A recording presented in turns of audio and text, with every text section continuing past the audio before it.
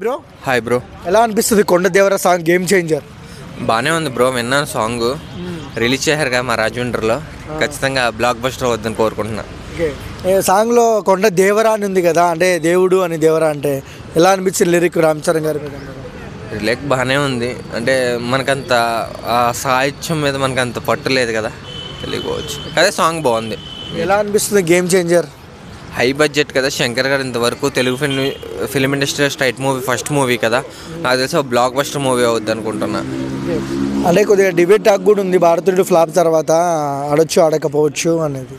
అంటే పూరి జగన్నాథ్ గారికి, శంకర్ గారికి, వీళ్ళకి ఎన్ని ఫ్లాప్లు వీటితో సంబంధం లేదు.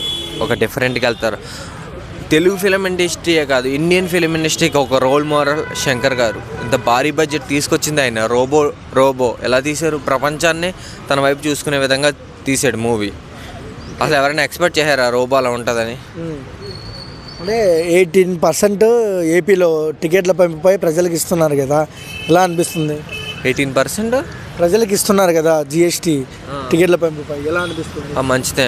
అదేదో స్ట్రైట్ అంటే ఏమైనా పథకాలకు కానీ ఏమైనా మళ్ళీ ఇస్తాం బెటర్ అని, హెల్త్ పరంగా హాస్పిటల్ కానీ దేనికైనా యూజ్ చేస్తే బాగుంటుందని, ప్రజలకు కానీ డైరెక్ట్గా కాకపోయినా.